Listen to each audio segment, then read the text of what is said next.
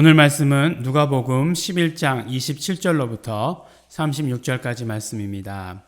이 말씀을 하실 때에 무리 중에서 한 여자가 음성을 높여 가로되 당신을 뵌 태와 당신을 먹인 젖이 복이 있도소이다 하니 예수께서 가라사대 오히려 하나님의 말씀을 듣고 지키는 자가 복이 있느니라 하시니라.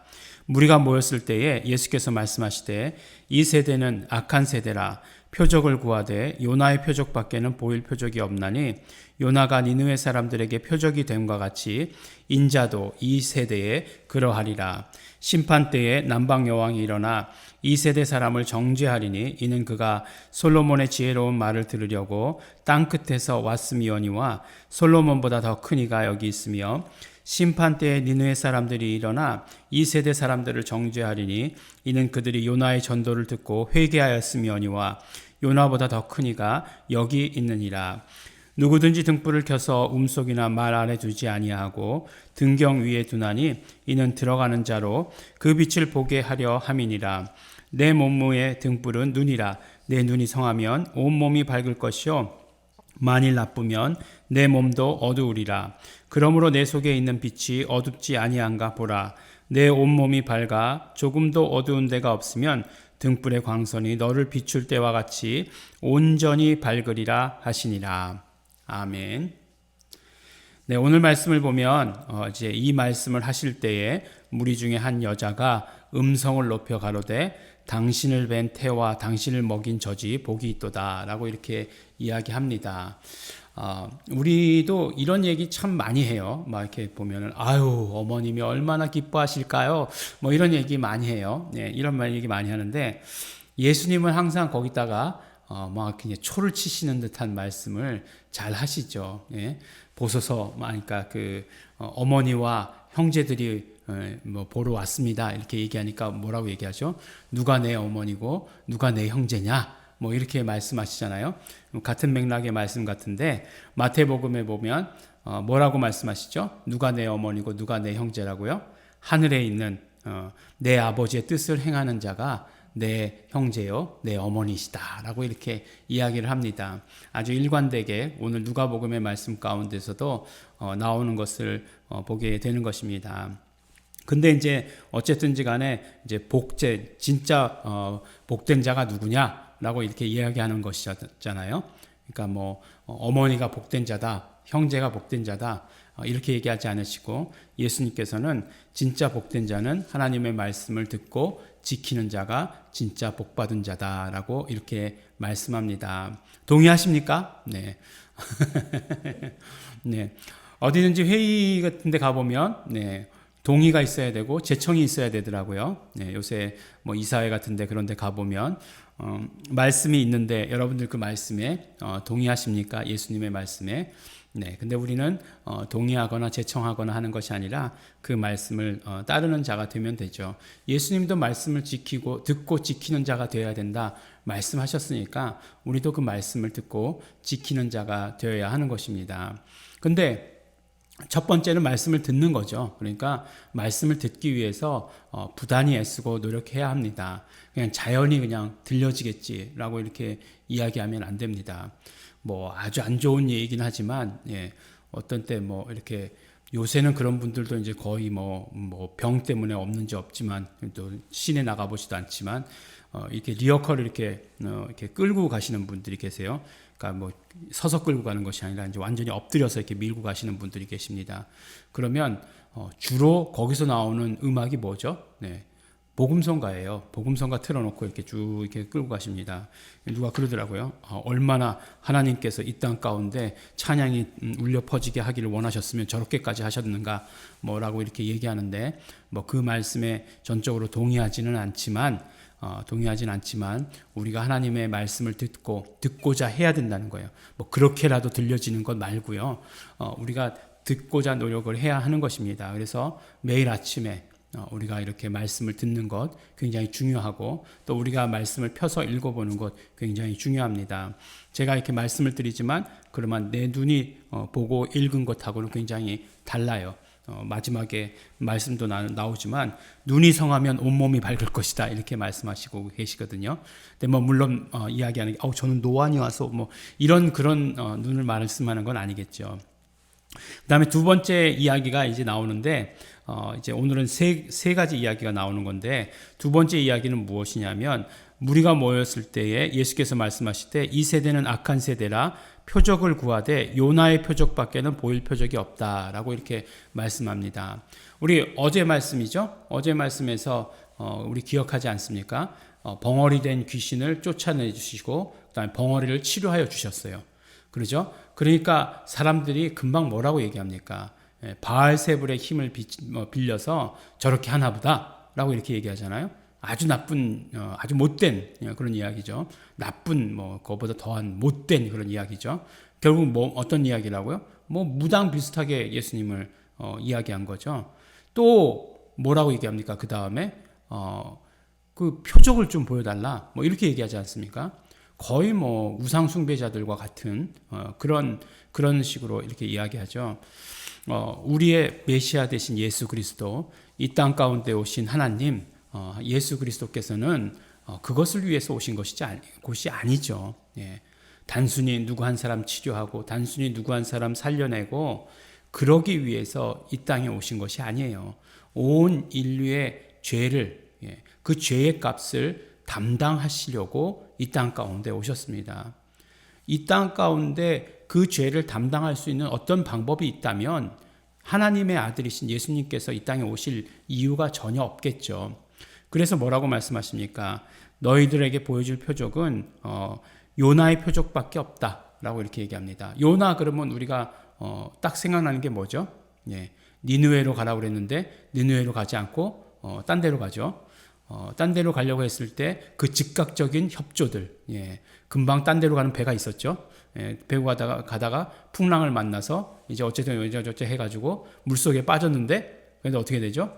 고래 뱃속에 들어가 있는 거죠. 고래란 말 안 나옵니다. 성경에 고래라는 말 안 나오고 큰 물고기라고 이렇게 나오죠. 근데 이제 주일학교에서 이제 그 큰 물고기의 그림이 고래죠. 큰 물고기의 그림이 고래의 그림이에요. 그래서 그 그림을 가지고 이렇게 주일학교에 설교를 했기 때문에 그런데 주일학교 안 다니신 분들도 다 고래로 알고 계세요. 그러니까 그건 또 어떻게 된 건지 잘 모르겠네요. 갑자기 그런 생각이 드는데 큰 물고기, 어쨌든 큰 물고기 뱃속에서 3일간이나 있었습니다. 여러분들 아시지만 이렇게 우리 근육이라는 게 이렇게 힘을 줘서 내가 이렇게 의지를 가지고 힘을 줄 수 있는 게 있어요. 근데 내 의지와 관계없이 움직이는 것들이 있습니다. 그게 뭘까요? 위, 장 이런 것들은 내가 어떤 의지를 가지지 않고도 움직이는 거예요. 자동적으로 움직이죠. 물론 이런 자동적으로 움직이는 것들도 내가 막 긴장하고 그러면 어느 순간 스톱하고 그래요. 그래서 너무 긴장될 때에 밥을 먹고 긴장하면 소화가 하나도 안 되지 않습니까? 그렇지만 이것들은 가만히 두면 자동으로 움직이게 돼 있어요. 위산을 내뿜고 그것을 막 깨트려 버려 가지고 작은 크기로 만들고 그래 가지고 내 몸에 필요한 영양소들만 쫙 뽑아 가지고 가고 나머지는 다 배출되게 되어 있습니다. 이 물고기가 딱 장 활동이 멈춘 거죠. 완전히 그 뱃속에 들어갔는데 모든 것이 다 멈추게 된 거죠. 재밌지 않습니까? 전 재밌던데 어쨌든지 간에 그래서 나오게 되는 거죠. 며칠 동안 있었을까요? 3일 동안. 예수님께서 이렇게 말씀하시면서 뭐라고 말씀하시죠? 요나가 니느웨 사람들의 표적이 된 것 같이 인자도 이 세대에 그러하리라. 그러니까 예수님께서 요나의 표적이라고 말씀하셨던 게 요나의 표적밖에 보여줄 것이 없다라고 말씀하셨던 게 뭘까요? 그러면 결국에는 3일 동안 어둠 속에 들어가 계시는 것. 이제 아시겠죠?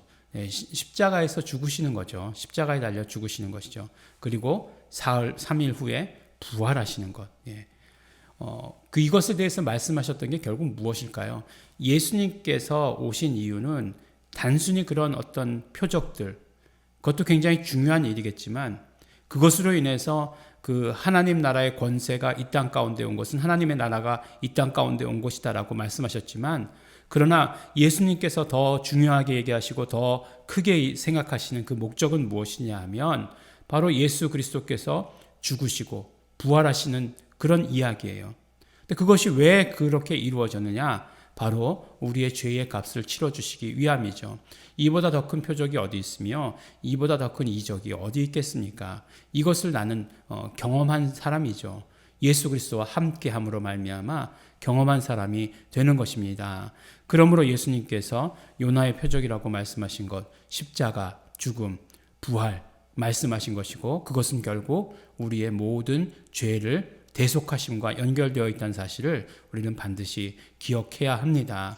그래서 우리가 죄 용서받고 영원한 생명을 얻게 되는 것, 이것이 정말 우리 이 시대에, 이 세대에 보여주시는 영원한 표적이 되는 것이고, 그렇기 때문에 니느웨 사람들이 일어나서 이 세대 사람들을 정죄하는 것이고, 그 다음에 남방 여왕이 일어나서 정죄하게 되는 것이고 하는 것이다라고 하는 것을 말씀합니다. 이 세대는 어떤 세대일까요? 이 세대는 이 세대를 향하여서는 니느웨 사람들, 남방 사람들, 또 이때 사람들까지도 같이 일어나서 정죄하지 않을까라는 생각을 하게 됩니다. 회개하고 예수님을 영접해야 되는 거죠. 예수님이 어떤 분이신가? 우리의 모든 죄를 용서하신 분, 우리의 죄를 대신 담당하신 분이심을 우리는 반드시 기억해야 합니다. 그래서 오늘도 예수 공로 의지하는 삶을 살아야 합니다. 시간이 많이 지났지만 새벽에 이렇게 잠깐 1분, 2분은 길잖아요. 우리가 아브라함의 이야기가 나오면서 이제 아브라함의 그 조카 이야기가 나오죠. 롯의 이야기가 함께 나옵니다. 근데 그 조카 롯이 있던 곳이 선택한 곳이 훨씬 더 아브라함이 선택한 곳보다 좋은 곳이었어요. 그렇지만 그곳이 나중에 멸망당하게 되지 않습니까? 어디죠? 소돔과 고모라라고 하는 땅. 하나님께서 그 땅을 멸망시키기로 그 작정하신 그 가장 큰 이유 중에 하나가 무엇이었냐면 성적인 문란함이었죠. 그것도 동성애, 그런 것들이 아주 문란하게 있었던 것. 동성애가 최근에만 나오는 건 아니에요. 그때서부터 나왔던 이야기예요. 그래서 멸망시키시려고 하는데, 그때의 아브라함이 하나님께 그 간청했던 것이 무엇입니까? 의인 50만 있으면 이라고 처음에 말씀하지 않습니까? 그러다 이제 10명씩 줄려고 하잖아요. 10명씩. 50에서 40, 40에서 30, 30에서 20, 그 다음에 10, 그 다음에 어떻게 됩니까? 5만 있으면 이라고 얘기하지 않습니까? 근데 결국은 멸망시키셨죠. 그러니까 결론은 무엇이죠? 의인 5이 없었다라고 이렇게 이야기하는 것인데, 의인 5이 없었던 게 아니에요.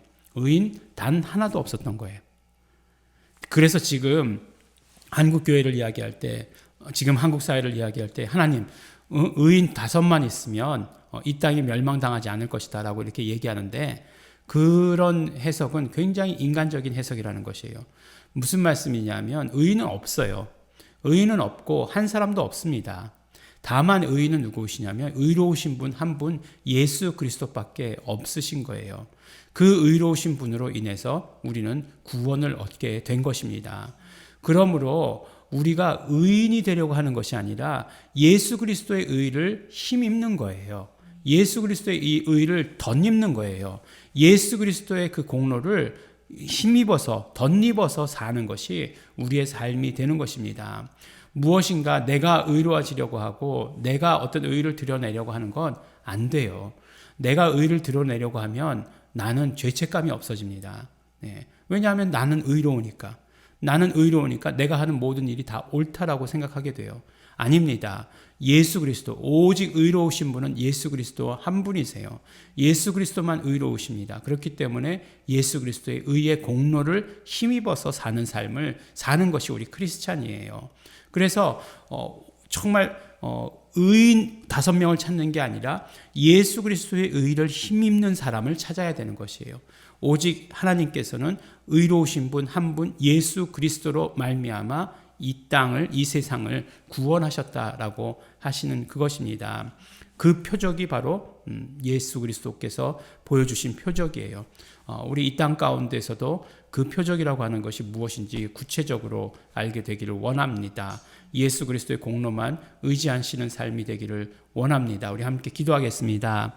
하나님 아버지 감사합니다. 오늘도 우리가 예수 공로만 힘입어서 살기를 소원합니다. 오직 의로우신 분 예수 그리스도 그분만을 의지하기를 소원합니다. 예수 그리스도께서 이루어 주신 모든 일들, 우리의 모든 죄를 감당하시고 우리의 모든 죄의 값을 치러 주신 그 공로, 그것만을 우리 의지할 수 있도록 되기를 간절히 바라고 소원합니다. 우리의 삶이 그러므로 예수님만 바라보고 예수님의 하신 그 모든 공로만을 의지하는 삶이 될 수 있도록 아버지 하나님 도와주시고 축복하여 주시옵소서. 오늘 말씀 가운데서도 요나의 표적과 같은 표적 예수 그리스도께서 보여주신다라고 하셨사오니 오직 예수 그리스도의 십자가와 죽으심과 부활만이 우리에게 있어서 공로가 될 수 있도록 되기를 원합니다. 또 말씀하실 때에 그것이 우리와 함께 하신 일이라 말씀하셨사오니 우리에게도 그 경험이 있게 되기를 원하고 우리에게도 정말 우리 이 땅 가운데 정말 사람들에게 보여줄 표적이 될 수 있도록 하여 주시옵시고 그것으로 인해서 우리 전도할 수 있도록 아버지 하나님께서 함께 해주시고 축복하여 주시옵소서. 아버지 하나님 이 땅 이 세대가 어려운 세대라고 말을 합니다. 그러나 아버지 하나님 우리 전도가 멈춰져서는 안 되고 복음이 전해져 있는 것이 멈춰져서는 안 되겠습니다. 아버지 하나님 우리의 입술을 사용하시고 우리의 입술을 벌리게 하여 주시옵시고 그러므로 아버지 하나님 정말 아버지 하나님 내 자신이 이제 예수 그리스도의 그 아버지 하나님 함께 하시는 표적이 될 수 있도록 되기를 간절히 바라고 소원합니다. 감사드립니다. 예수님 이름으로 기도드렸습니다.